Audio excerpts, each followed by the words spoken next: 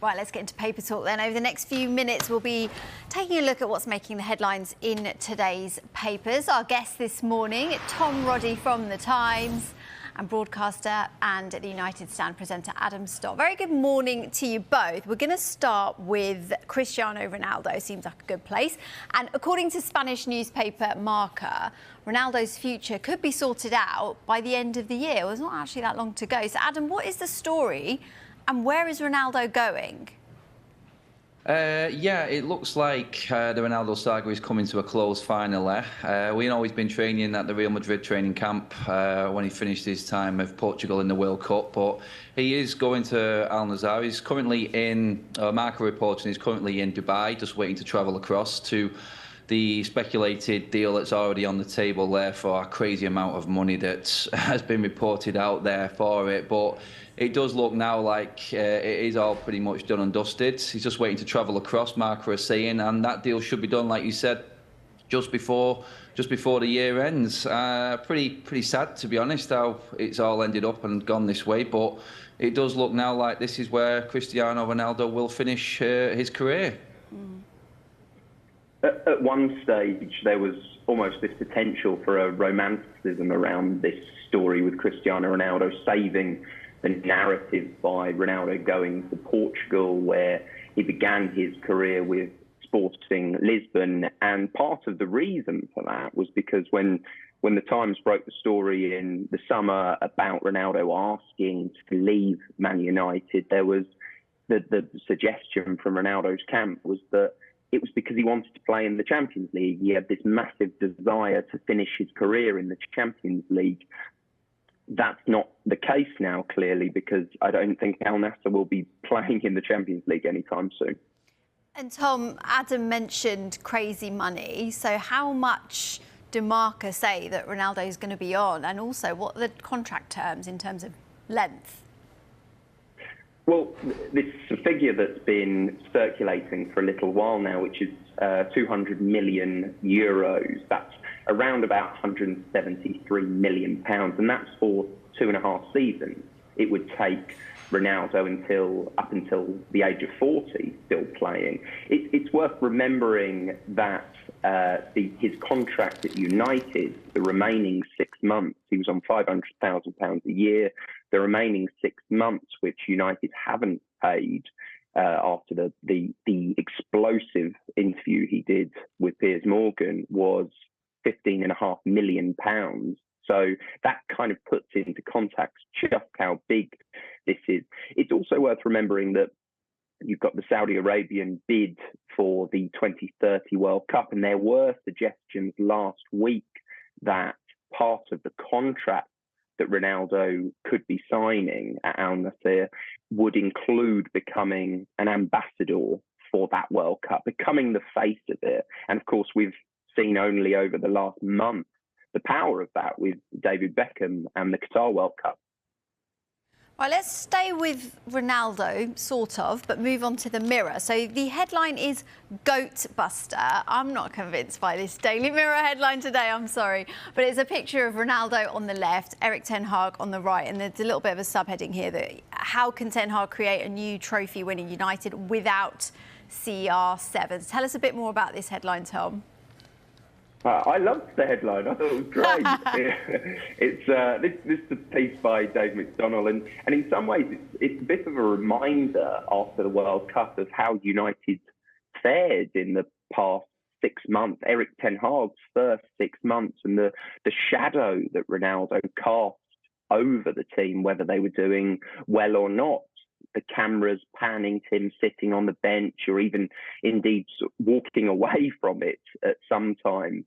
And of course, the whole point of Dave's piece is teeing up the game tonight, the Carabao Cup game against Burnley, as the start, the trigger to the real Man United era, without Ronaldo overshadowing it. You've got Marcus Rashford up front, Anthony Martial, who he's clearly, Erik ten Hag has clearly been a fan of.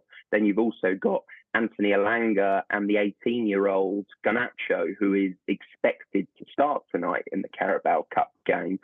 Dave points out that the goal for Man United will always be to finish in the Champions League. And it's worth remembering that, back when Jurgen Klopp joined Liverpool, his team that he started with was totally different to the one that was there in place in a couple of years after that. And to me, this is a huge defining 6 months for someone like Marcus Rashford, because we saw yesterday them trigger his contract, the extension, and we know the interest from PSG. So it's a real defining 6 months in Marcus Rashford's future. Yeah, I think in terms of what he was saying in this piece as well, was it's like, would Manchester United, with no Ronaldo now, and this next part of Erik ten Hag's tenure at Manchester United, will we need to buy someone in January? Do United need to replace Ronaldo? Obviously, Tom's just gone through the players that Manchester United have got already there in the forward positions. Obviously, Erik ten Hag has got the issue of Jadon Sancho as well, not being back with the squad, with personal issues that he's having as well. Will we need to go into the transfer market? Obviously, there's rumours of Gakpo from PSV. You've got Ramos from Benfica, Vlahovic, in fact, from Juventus. And with the new ownership changing hands on all the contract extensions that United have just given to certain players, the 1 year added extension rather than renewing the contracts completely and giving them brand new deals for a certain amount of years, it does look like the ownership of Manchester United right now could actually get in the way of Erik ten Hag giving any funds at all in January to bring in a replacement for Ronaldo. So it does look like it's moving more towards Erik ten Hag as a coach and what he can make from his current crop of players, and especially in them forward positions now with no Ronaldo. Like Tom just said, Martial's chance now is he's probably the biggest name there that's been talked about in terms of holding his own position down. He's not had a good time at Manchester United the last 2 years. Can he come back? Can Rashford carry on his form? Yeah, more predominantly wide players in Rashford, Elanga and Garnacho that Tom's just mentioned. And there is only really Martial as an out-and-out number 9. And with no money to spend in January, it is going to be a tough job for Erik ten Hag, especially if injuries do come up with all the fixture pile-up that the World Cup has brought us. Yeah, absolutely. Good point about the fixtures. Well, we're going to move on to Jude Bellingham now, the latest on his future. Well, the Sun's back page at Jude Bellingham. I don't know if this is worse or better than Goat Busters, but anyway, they're claiming that the Borussia Dortmund and England midfielder is heading to Real Madrid. So, Adam, what's the background behind this story? It's like the papers have missed out with these headlines. Well, the World Cup's been on and they're just throwing them all out now that domestic football is back. But yeah, Real Madrid are now, well, they're saying they're confident that luring Jude Bellingham to the Bernabeu is it's their top target. And the fact that he could be a Real Madrid icon, he'd be joining a midfield there of Tchouaméni, Camavinga, young midfielders. It's sort of like a changing of the guard. The Casemiro, the Modric and Toni Kroos era for Real Madrid is coming to a close, and they're looking to just bolster their midfield options. Again, obviously, we've seen Tchouaméni and Camavinga and Jude Bellingham all play well in this World Cup. And that Real Madrid feel like they're the front runners now. Obviously, Manchester United, Chelsea, Manchester City, Liverpool have all been reported as suitors for Bellingham and confident themselves of getting him. But with Real Madrid in the market now, they usually do get their man. And it is a bit of a concern for the Premier League teams that have been interested in Bellingham, that Madrid are going to come in again like they always have done in years gone past and steal another young talent away. And unfortunately for us and the Premier League, if he does go to Real Madrid, we are going to be missing out, I feel, on Jude Bellingham and the talent that he is. I don't think this story will deter any of the other clubs who have been interested and have been in the race, a strong race for Jude Bellingham, from believing that they can change that outcome. You know, it wasn't so long ago that Real Madrid were extremely confident of signing Kylian Mbappe, and he currently still plays in a Paris Saint-Germain shirt. So I don't think we've seen the end of this, and it's important, far from seeing the end of it, but it's important to point out as well that Charlie Wyatt, who wrote this story in The Sun, does say it's Real Madrid who are confident. I don't think that Jude Bellingham will have made his decision at all yet. He's had a few too many things to concentrate on over the last month with the World Cup, and I spent quite a lot of time out in Qatar, down in Al-Nassr at England's training camp, and you could see Jude Bellingham's bond that he had with Jordan Henderson. So that link there to Liverpool, you've seen the rise of Man City and the strength of Man City now in this era.